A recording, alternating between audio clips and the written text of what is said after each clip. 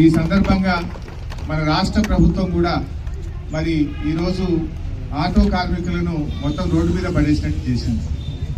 ఈ రాష్ట్ర ప్రభుత్వం కూడా వెంటనే కార్మికుల పక్షాన ఆలోచించాలి. ఇలా కార్మికులు తమ యొక్క జీవనాన్ని కోల్పోయే పరిస్థితి ఏర్పడింది. దీనికి ఇలా ప్రభుత్వం వెంటనే ఈ ఆటో కార్మికులకు నెలకు 15,000 రూపాయలు జీవన భృతి ఇవ్వాలని డిమాండ్ చేస్తున్నారు. ఉచిత బస్సు మంచిదే, దాని ఎవరు కాదంటలేదు. ఇంకా బస్సులు పెంచండి.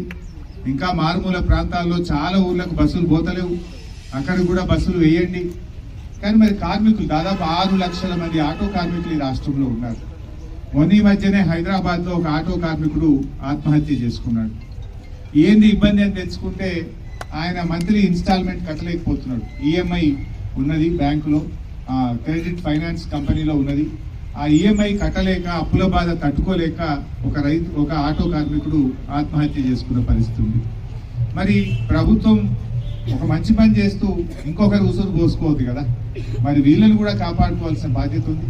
ఇలా రాష్ట్ర వ్యాప్తంగా అప్పులు తెచ్చి రెక్కాడితే డొక్కాడని వాళ్ళు భూములు అమ్ముకోనో, ఫైనాన్స్ కంపెనీలో అప్పులు తెచ్చుకోనో, బయట వడ్డీ వ్యాపారుల దగ్గర అప్పులు తెచ్చుకోనో, బ్యాంకులలో అప్పులు తెచ్చుకొని ఆటోలు కొనుక్కొని తమ కాళ్ళ మీద తాము నిలబడే విధంగా వాళ్ళు ప్రయత్నం చేస్తూ ఉన్నారు.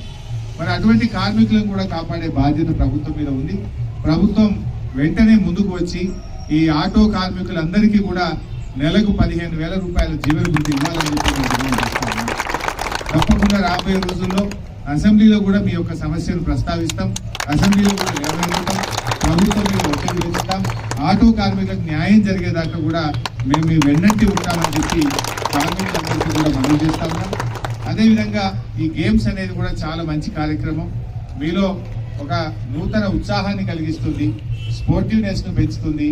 మరి ఈ గేమ్స్ కూడా శారీరక దారుఢ్యాన్ని పెంచుతూ మీ ఆరోగ్యాన్ని కాపాడడానికి కూడా ఎంతగానో ఉపయోగపడుతుంది. ఈ స్పోర్ట్స్ ఈవెంట్స్ లో అందరూ ఉత్సాహంగా పాల్గొని మరి మంచి క్రీడా ప్రతిభను చాటాలని చెప్పి కూడా ఈ సందర్భంగా కోరుకుంటూ, మన సిద్దిపేట స్పోర్ట్స్ కు ఒక నిలయంగా ఉంది. అన్ని రకాల గ్రౌండ్స్ ఉన్నాయి మన దగ్గర. వాలీబాల్ కోర్టు కానీ, ఫుట్బాల్ కోర్టు కానీ, క్రికెట్ స్టేడియం కానీ, మరి మన షటిల్ కోర్టు కానీ, అదేవిధంగా అన్ని రకాల గేమ్స్, బాస్కెట్బాల్ కానీ, చక్కటి స్పోర్ట్స్ కు మనం డెవలప్ చేసుకున్నాం. మంచి స్టేడియం కూడా డెవలప్ చేసుకున్నాం. మీరు కూడా మీ ఆరోగ్యాన్ని కాపాడడానికి ఏమైనా టైం దొరికితే తప్పకుండా స్పోర్ట్స్ ఆడండి. లేదు ఉదయం పూటనో సాయంత్రమో ఎప్పుడు టైం దొరికితే అప్పుడు కొంచెం వాకింగ్ చేసి ఫిట్నెస్ ఇంప్రూవ్ చేసుకొని మీ ఆరోగ్యాన్ని కాపాడుకోవడం కోసం కూడా మీరు తప్పకుండా కొంత సమయాన్ని కేటాయించాలని చెప్పి కోరుకుంటూ మీ అందరికీ అభినందనలు. జై తెలంగాణ.